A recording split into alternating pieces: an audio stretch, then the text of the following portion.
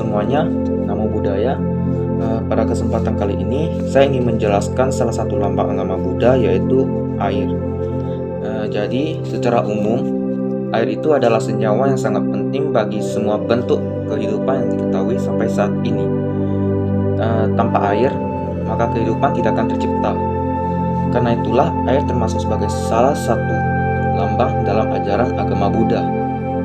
Air memiliki banyak manfaat, diantaranya yaitu untuk keperluan kehidupan sehari-hari hingga membantu pertumbuhan pangan. Sifat-sifat air dalam ajaran Buddha yaitu yang pertama, tak kenal lelah atau tidak mengenal lelah. Yang kedua, rendah hati. Yang ketiga, mampu membersihkan noda. Yang keempat, menjadi sumber kehidupan seluruh makhluk hidup yang ada di dunia ini. Kemudian yang kelima, mampu menyesuaikan diri dengan setiap keadaan. Yang keenam, meskipun kelihatan tenang, tetapi pada saat tertentu air itu dapat menjadi tidak terkendali sehingga akan menimbulkan bencana yang besar seperti banjir hingga tsunami. Jadi dari sifat-sifat air di atas, kita dapat belajar bahwa air itu tidak mengenal lelah atau pantang menyerah karena air selalu mengalir kemanapun mereka pergi, dan menyegarkan, menyejukkan, serta menyuburkan sebuah tempat yang tandus atau gersang.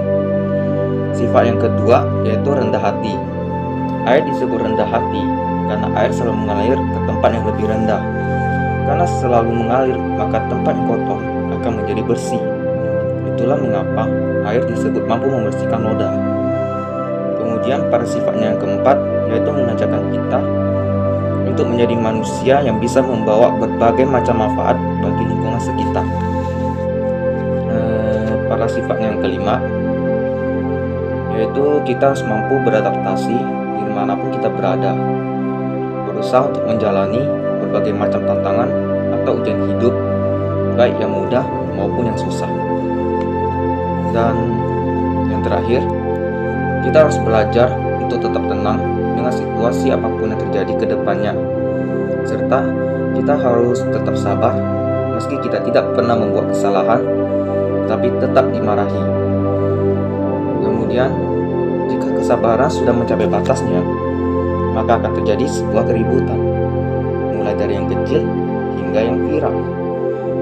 Jadi jika kita mempraktikkan sifat-sifat air yang ada di atas tadi, maka kita bisa membentuk diri sebagai pribadi yang baik dan menyenangkan.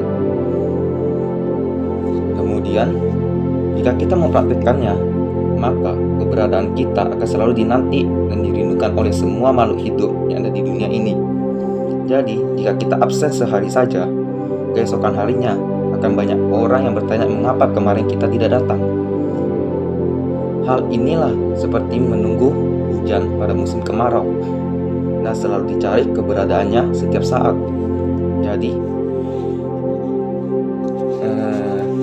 kesimpulannya, kita sebagai makhluk hidup harus memiliki sifat seperti air agar dapat bermanfaat untuk semua makhluk hidup serta mempermudah semua tantangan yang ada di dunia ini. Dengan begitu, semua makhluk hidup akan hidup berbahagia selamanya. Demikian penjelasan saya tentang salah satu lambang agama Buddha, yakni air. Dan mohon maaf bila ada kesalahan dalam pengucapan, karena kita sebagai makhluk hidup tidak pernah luput dari kesalahan.